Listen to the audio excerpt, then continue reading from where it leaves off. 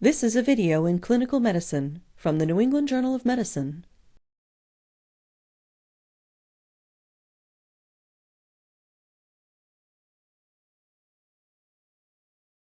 Thoracentesis is used diagnostically to establish the cause of a pleural effusion. It can also be performed to drain large effusions that lead to respiratory compromise. Limited data exist regarding the safety of thoracentesis in patients with coagulation abnormalities. The procedure is probably safe in patients with mild or moderate elevations of the prothrombin time or partial thromboplastin time. The decision to use fresh frozen plasma or platelet concentrates in patients with clinically significant coagulopathy or thrombocytopenia must be made on an individual basis.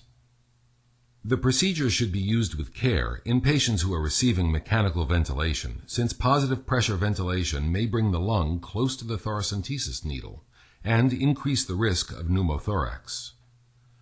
Thoracentesis should be deferred in patients with severe hemodynamic or respiratory compromise until the underlying condition can be stabilized. In patients who have small or loculated effusions, the procedure should be performed by experienced operators, ideally with real-time imaging guidance. The thoracentesis needle should not pass through sites of cutaneous infection such as cellulitis or herpes zoster. Numerous devices, which are frequently available in prepackaged kits, can be used to perform thoracentesis. You should become familiar with the specific devices available at your institution. In this video, we will use a standard intravenous over-the-needle catheter assembly to demonstrate the procedure. For sterile preparation of the site and administration of anesthesia, you will need a skin cleansing agent, sterile gauze, sterile gloves, a sterile drape, a hemostat, which is optional, 1 or 2% lidocaine, and a 10 milliliter syringe with a 22 to 25 gauge needle.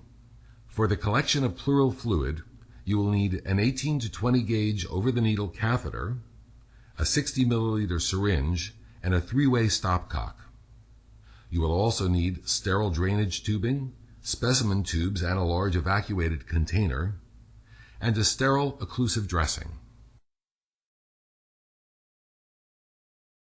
Explain the procedure to the patient and obtain written informed consent. You should also verify the patient's identity, mark the correct site, and conduct a pre-procedural timeout. The timeout, which takes place immediately before the procedure is started, consists of confirmation by all members of the care team that the patient's identity, the procedure he or she is to undergo, and the site of the procedure are all correct. You will need an assistant to help position and monitor the patient and assist with the collection of pleural fluid. Place the patient in a sitting position on the edge of the bed with his or her arms resting on a table. The height of the effusion is determined by auscultation and percussion of the posterior chest wall. With a skin marking pen, mark the needle insertion site.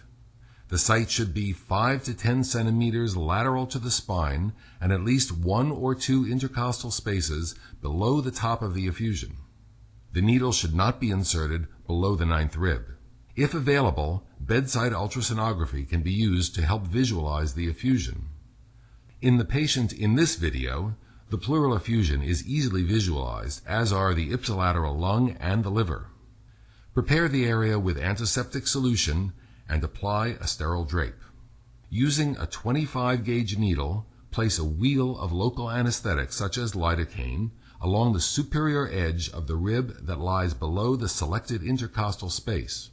Switch to a 22 gauge needle and begin to anesthetize the deeper tissues. The inferior surface of the rib must be avoided, since the intercostal vessels and nerve are located in this region. At this point, walk the needle over the superior aspect of the rib, alternately injecting anesthetic and pulling back on the plunger as you advance. Once the needle enters the pleural space, pleural fluid will begin to fill the syringe. Inject more anesthetic at this point to anesthetize the highly sensitive parietal pleura. Note the depth of penetration and then withdraw the needle. If available, a hemostat may be attached to the exposed portion of the needle to mark the depth of the pleural space. Attach an 18-gauge over-the-needle catheter to a syringe and advance it along the superior surface of the rib. Keep pulling back on the plunger as you proceed to the predetermined depth of the pleural space. Once fluid is aspirated, immediately stop advancing the needle and guide the plastic catheter over the needle. When the catheter is fully inserted, remove the needle as the patient exhales or hums. The exposed hub of the catheter should be covered immediately with your finger to prevent the entry of air into the pleural space. Next, attach the three-way stopcock and large syringe to the catheter and continue to aspirate fluid. When this syringe is full, adjust the stopcock so that it is closed to the patient. The stopcock should be open to the patient only when fluid is being actively drained. If additional fluid needs to be drained for therapeutic purposes, attach the collection tubing to the stopcock and to the evacuated container. Open the stopcock to the patient and to the tubing and allow the evacuated container to fill.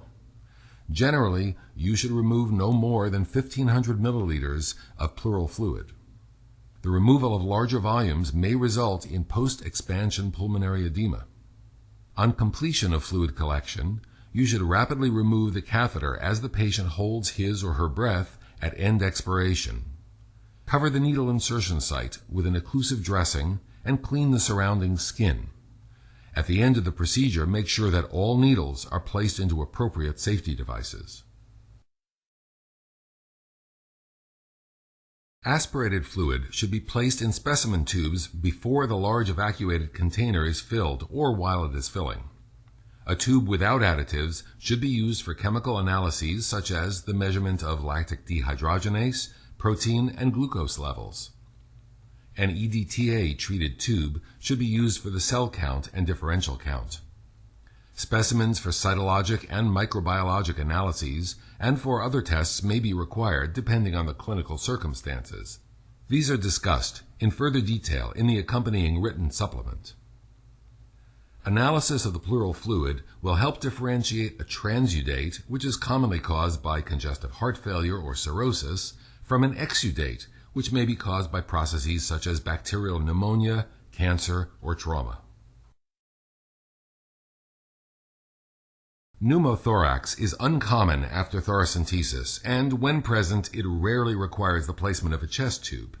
Chest radiographs are not required after simple, uncomplicated procedures.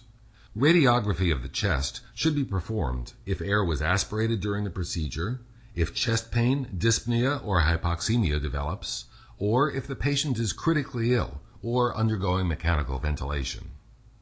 Other complications of thoracentesis include pain, coughing, and localized infection. More serious complications include hemothorax, intra-abdominal organ injury, air embolism, and post-expansion pulmonary edema.